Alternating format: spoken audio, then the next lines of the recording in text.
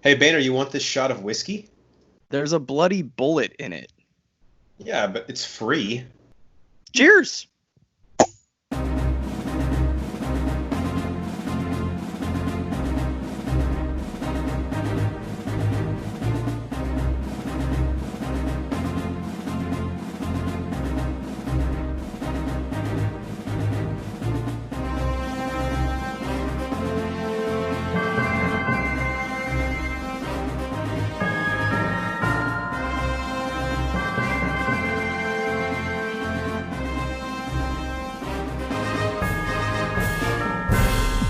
Welcome in to the Bro Force Squad podcast, where we're just a bunch of bros drinking beer and watching TV and movies. This is our review of Agents of S.H.I.E.L.D. Season 7, Episode 2, entitled Know Your Onions. I'm your host, the Mayor Jeff Hornacek. Joining me, as always, is the mad scientist Brian Banner to review this, as we do all of our TV episodes, on the 4 Bro Force Squad criteria: the acting, the story, our favorite scene, and any theories going forward. So shout out to Trend Pimp, as always, on YouTube. Banner, let's get into it. Acting and cast, pretty much the same as episode 1, except now we actually have Agent Melinda May awoken, and a little bit more Elizabeth Henstridge as Gemma in this one. Yeah, I really liked what they're doing with May, and I'll get a little bit more into this in story, but the way that Ming-Na Wen, and I forget the actor's name that plays Enoch, the way Joel that they... Stoffer. Joel Stoffer, thank you. The way that they played off each other, and in playing completely opposite characters, like couldn't be further sides of the spectrum, and them to somehow still have great chemistry on scene is really cool to see. I thought they both did a fantastic job playing just completely out there characters. Now, I mean, Melinda May is, I don't know what the fuck's going on with her, but I like it. And then you have obviously Enoch, who is extremely dry, monotone, just has no personality, which in turn is great personality. I was going to say, let's give Joel Stoffer a lot of credit, because he has become one of my favorite parts of this team. If you had an actor that played Enoch wrong, it would be like cringeworthy. Yeah, it's called Deke. Basically. But he's able to use like his character being monotone and kind of oblivious to how human emotion works into like a really endearing part of the character. I think that's why I love Fitz and Enoch so much, because Fitz is so clinical about how to interact with other humans, and Enoch is like takes Fitz's interactions and has like been taking notes on him his whole life. So when they're together, it's like your friend at the bar who's like, dude, you're really bad at picking up chicks. You're like, I know that. I don't need you to tell me that. Thank you. Yeah, they're, in a weird way, Fitz finally has, I mean, even though he hasn't been in the season yet, he finally has an equal in the way that he approaches worldviews. Right. And like you said, interactions with others, which is really, yeah, it's awesome. I love, now we're probably getting ahead of ourselves here, but I love the comment that Enoch made, oh, he's my best friend. Or I'm his best friend. I know. Because it's so true. And that's really like, I know they had that episode, I believe last season, maybe the season before, where they talk about like, we're friends, you're my best friend, blah, blah, blah. But this is the first time that I think Enoch initiated it. And it was, I don't know, it was really cool to see. And we might get in this in story, but I was so bummed he could not catch up to the Zephyr at the end. I was like, please, I'm not ready to lose you, even if it's for just an episode or two. We'll get into this in theories, but I think we're okay on that front. Briefly want to touch on Elizabeth Henstridge. Obviously, she's doing a little bit of a different thing with Gemma in this season. She's just sort of torn apart emotionally and seems very like short and not her typical personable self. But I did think she had some really funny back and forth with Koenig in this episode. He kept calling her like a dame or like a lass. She was like, I have a fucking PhD. Yeah. Please stop talking to me like I'm your wife. One negative I want to cite. So Dan Barnett is the guy who plays Malik. And I thought his acting was fine. He had a lot of meat on the bone in this episode. Like some big emotional moments. But dude, his accent is pretty bad. And it's I know they're trying to give him like a 30s like vaudeville type vibe. But it was like, it just sounded like a bad high school actor in a play trying to sound like he was from like the Wizard of Oz time before Dorothy went back. It was really rough. Yeah, I think that he did a good job. I enjoyed everything with him. I was able to look past the bad accent because it wasn't. The thing is it was good enough to be passable, but then you're like, but how good is it? Yeah, I think if he wouldn't have had like one or two monologues, it probably would have been fine. But like the longer you make him talk like that, it just kind of. I'm probably nitpicking at this point, but it just kind of bugged me a little bit. But overall, I thought the guy did a pretty decent job because he had a lot to do here. Like the whole Yeah. episode pretty much hinges on him. I have an apology I need to make. Patton Oswalt, absolutely fucking fantastic. I shit on him fairly hard last week, and I retract every negative thing I said. I loved every moment he was on screen. I wish we got more. Unfortunately, I don't think we're going to. I mean, I hope we get a Koenig in every single time period. I could not get enough of him. It was awesome. Him, like you said, him and Gemma kind of going back and forth. The way that they introduced him to essentially the future was really cool. The way he reacts, and I would watch a show of him and Enoch just running a bar. Oh my gosh, that would be cool. Like Cheers. Yeah, like that's awesome. You have the best bartender and an awesome bar owner in Koenig. I think that would be a fantastic fucking show.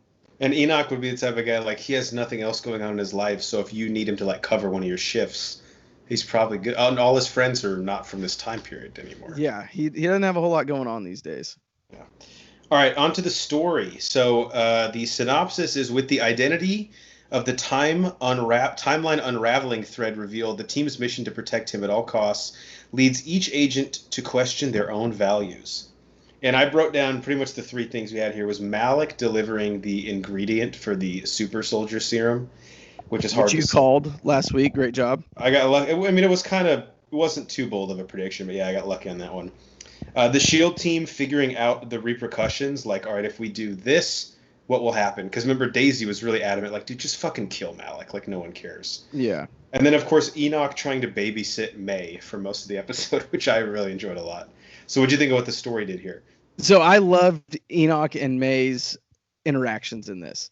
From the moment that he found her, and then she's explained she's dead, and then her going, no, I protect these people. That's what I do, and tries to leave too. That fight scene was absolutely incredible. I'll talk more on that later, but I love everything that they're doing with Enoch, and I extremely enjoy. I'm really, really enjoying the darker May that we're getting. This kind of she knows she was dead, but she somehow is back. Do you think she could be an LMD? We'll talk about it in theories. Anyway. It was interesting, like, she's so unfazed by seeing, like, what appeared to be Coulson again.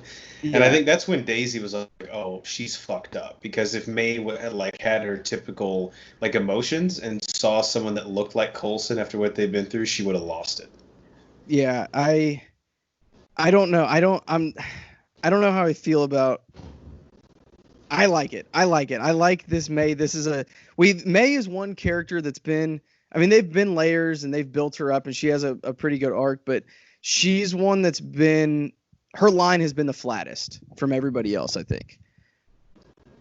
She's that. Yeah, we got the episode with her ex-husband being Lash, but that was probably the most meat on the bone they gave her until her and Coulson kind of went away. Yeah, I mean, they had a little bit in why they call her the Cavalry with her. Oh, that was great. I forgot about that. Yeah, so she's had some good moments, but at the end of the day, she is a stone cold badass, and that's what she was day one, and that's what she is today. I think I like that she hasn't changed. They knew who she was, and she stuck to that, but they were still able to put these layers into her, and this is just another layer that they're adding in. Last thing I gotta ask, because this will mainly tie into theories, but Trend Pimp speculated that we would not spend that much time in 1931. We got 2 episodes there and we left. Do you feel like you got your fill with that? Was that still too much? After this episode, was that too little? How do you feel about them leaving this decade? I'm happy with them leaving the decade. I was pretty critical of it in the last episode. This episode, I don't know if I enjoyed it necessarily, but I didn't mind it as much. I thought them getting on a train and basically hitchhiking on a train to Hell's Harbor was pretty cool, and very, very time oriented for the 30s. Other than that, yeah, I'm ready to go somewhere else. I got enough. I'm excited. So the title cards have been really cool, like with the very 30s vibe to them. So wherever they go next, and we can speculate on this in a second, but I'm assuming they'll change the title cards. Like imagine Agents of Shield in the 80s with a cool like 80s looking title card. That'd be badass. With like a lightning bolt through it, that'd be cool. Yeah, or just something that like it looks just like Madonna or Prince-esque. Yeah. All right, best scene. I mean, I've got one more thing. Okay. Dude, I don't like the Chromicons. I don't get it. I don't understand. Like, I feel like they're kind of forced in. They weren't really earned. Like, I don't even know. I don't really understand why they're trying to stop Shield even, or stop Shield from forming. And again, Trend Pimp can probably help us here, but I do remember there was something with the Chronicon civil war and like the destruction of their planet that had to do with Shield's existence. I think specifically Fitz. And so I'm assuming that whatever medium they found to time travel, the easiest way to prevent that from happening and ripping apart Chronicon 1, I'm guessing, because now they live on Chronicon 2, is to just stop Shield's existence. So basically they're trying to get the jump on them and go to a time period prior to or like at the beginning of their formation to stop it from happening. It's weak, but maybe it'll make more sense later. Yeah, I've got a theory where I think I can make that play. Okay. All right. Best scene. I mean, is it low-hanging fruit if I just take the the May and Enoch fight on the Zephyr? I mean, that was clearly the best scene. Right. And I knew as it was happening, I was like, oh, well, this is my best scene. Yeah, I didn't even have another scene wrote down. Like, usually I'm like, oh, that one was pretty good. Oh, no, this one got better. No, there was nothing even close to this. And Enoch being like, this is like when you go out to the bar with your friends, you're pretty drunk, and you're like, dude, let's get on the dance floor. I got some moves I haven't shown you yet. When Enoch goes, I've upgraded to the hunter level combat package. It was... It's like, do it. Yeah, let's go. So well choreographed. Again, we can't give Enoch enough credit here. He kept a straight face through those fight scenes. He made me believe he is a robot, which is incredibly hard to do. And obviously, because we can see his face, that he's the one that did the stunts. And then obviously with it ending of her almost murdering Enoch. I know. I was actually worried she was going to kill him. I thought that they were going to kill him. I really did. I was scared there for a little while. And then it ending with the team driving up, Coulson getting out, and we know the rest. It was just such a powerful scene. So well done. This is what I wanted in the first episode. This is what I was missing from the show. Yeah, we didn't have May really at all in the first episode till the very end. Honorable mention I wanted to have. I thought it was really fun when Gemma turned the speakeasy into like a makeshift lab. Yeah. They cut away and cut back, and she had taken like all the bottles and turned them into like Bunsen beakers and things like that. And I like how she started explaining it all scientific and smart like, and they're like, no. I like just tell me what it is. Yeah. Like that got back to the Gemma that we know and love. One other thing I thought was really cool, the shootout at the dock at the end was pretty badass. And the Chronicons, and the Chronicons' guns are fucking awesome. Like know, I hate the Chronicons, but god damn, those are cool. Mac's a badass in that scene. So if there were bad Chronicons, obviously theirs shoot red. Do good Chronicons shoot green out of there? It's interesting. Kind of like Star Wars, like a Sith versus the Jedi type deal. Yeah. I bet you can like buy upgrades, like what color you want it. Like for your birthday, maybe your parents will get you like, this is the rainbow pack. Every shot's a different color. Ooh, I can get behind that. It's a fun one. Yeah, they have themed ones. Like your favorite NFL team. If you're a Packers fan, it could be green and yellow. There we go. The NFL's in on everything. Did you have anything besides those for best scene? No, absolutely not. Overall, it was a pretty solid episode. Nothing stood out other than that scene. Everything was the high level that we expect out of Agents of S.H.I.E.L.D. Yep. All right, the part of the show that is my personal favorite, that's our theories and questions. I have 4 questions. One of them is like partially a theory. How many do you have? Maybe we can just like go back. I've got 1 comment, and I've got like 3 theories that I can somehow kind of mold all together. I'm going to need your help working through those. So I'll go with my comment first, then we'll go with your questions, and then we'll work through this crazy theory that I got cooking up here. Comment, Enoch running at the end. like straight leg, like great form. I was dying laughing. That was so funny. Didn't he look like Forrest Gump returning that kickoff? Yeah, that's exactly what he looked like. Like he won't juke you out, but if he gets the edge, he's gone. You know what I'm saying? Yeah, he's got speed up the middle if you can get him a gap. And like if he's on a relay team, you don't want him to run the curve, but if you can get him on the straightaway, he can. Yeah, he's clearly your anchor. I will not disappoint the team. My question, this one's kind of a small one. At the end, when Malik gets in that car after he shoots Koenig, did he have the ingredient to the serum? Like, did he successfully make the drop, or is this just like that part of history didn't end up happening? I couldn't quite piece that together. I think he did make the drop. Okay.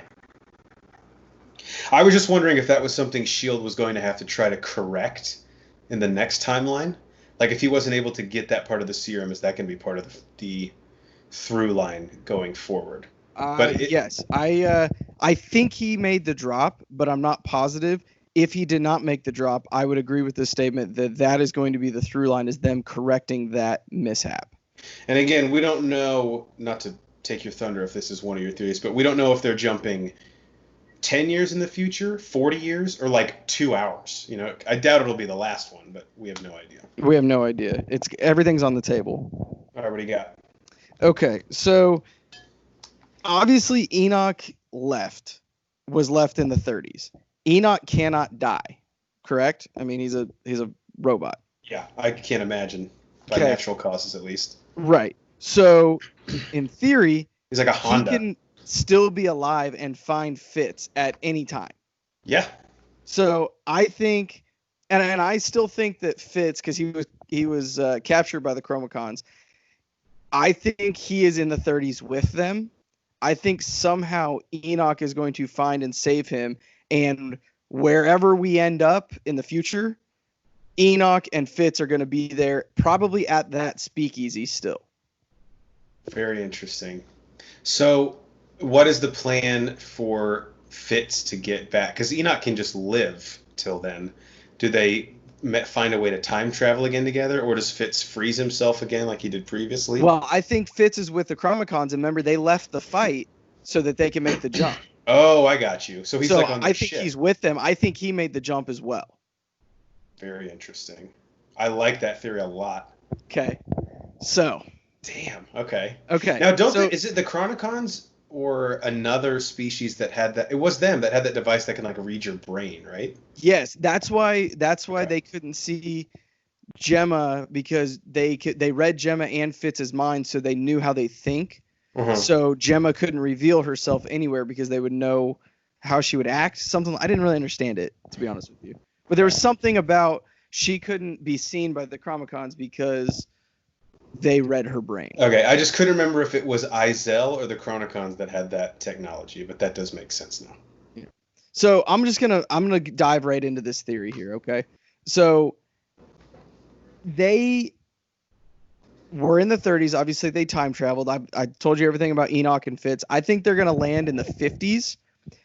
That's literally my second note here. I want there to be an Agent Carter crossover, but I don't think there will, because they have time jumped so many times that Agent Carter may not have even happened in this particular timeline, right? She may not be a agent, or they won't cross paths there because they're trying to keep these separate. We know Agent Carter is tied to the movies very, very closely.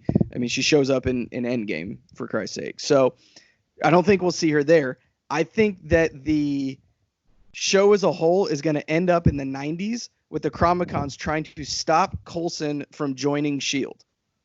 If they stop Coulson from joining S.H.I.E.L.D., he doesn't become director, and this entire show doesn't happen. The entire basis of the show is going to be Agents of S.H.I.E.L.D. driving basically the future or history so that they can get back to their timeline, even if there's like a loop in it. So that now they've connected back to the movies, because remember season 2, I believe, when S.H.I.E.L.D. fell in Winter Soldier, that tied into the show very tightly. Then since then they've veered away. Now they're bringing it full circle. And if they go to the 90s, like in Captain Marvel, isn't that like Coulson's first day or something at S.H.I.E.L.D.? Coulson's first day is Captain Marvel with Nick Fury. So could we get I mean, Samuel Jackson's always down to do cameos. Maybe we get a Brie Larson in there. Maybe she does a quick cameo. Maybe even Ben Mendelsohn will show up for a day or something. Ben Mendelsohn? Yeah. Talos, who was in disguise as the head of S.H.I.E.L.D. Right. They could be like, we had this spaceship crash in a blockbuster. We got to go check it out. And that could be like the end of the show. That'd be sick. We also know there's some sort of time warping, mind warping stuff that happens from Captain Marvel, right? Yeah. So that they can very easily play why all that happened or what happened there has to do with the Agents of S.H.I.E.L.D. meddling with time by time jumping. Trying to connect all of this back so they can just get to their real history backward before they time traveled. You actually just gave me a crazy, crazy theory that that's what we do on the show. We just say stuff that I really like what you're saying, and that would be a really cool way to end it. I think maybe we get 2, maybe 3 episodes in the 50s, 2 or 3 episodes in the 70s, and then end up in the 90s. Yep, I would love that. One quick thing I want to say before I drop my bombshell of a theory on you. If we go to the 50s, we could also very reasonably get Dominic Cooper back as Howard Stark. He was in at least 2 or 3 episodes of Agents of S.H.I.E.L.D. Yeah. And obviously Agent Carter. Yeah, my bad, Agent Carter. Yeah. So he's shown that he's game to come back and portray like the younger Howard Stark. All right, I don't really have much to tie this into because I just thought of it, but the Chronicons are looking for a home world, right? What if somehow they end up in one of these past lives coming in contact with or on the planet Titan as it destroys itself? Damn. And Thanos is like infant Thanos or adolescent Thanos. He's probably an adolescent at the time. They see like the fragility of worlds being destroyed. Now, Thanos doesn't have to make an appearance, but they could be on Titan like, oh, there's a planet where like the population's dying out. Perhaps we could go live there. And they go there and they realize like, oh, they don't have enough resources to support life. It's destroyed. Not that the Agents of S.H.I.E.L.D. necessarily need to go there, but it could be part of the Chronicons' journey. It'd be a nice little nod. And it wouldn't obviously mess with anything in the MCU's timeline. Yeah, that'd be sick. Getting them there would be a lot of fun because obviously you would have to somehow, the Agents of S.H.I.E.L.D. would have to know about Titan in some form, whether they send them there or they show up there themselves. Yeah, if they know about it, I don't know how they would. I don't know how they would, but if they want to try to kill them, they could send them. I like it. I want to work it in.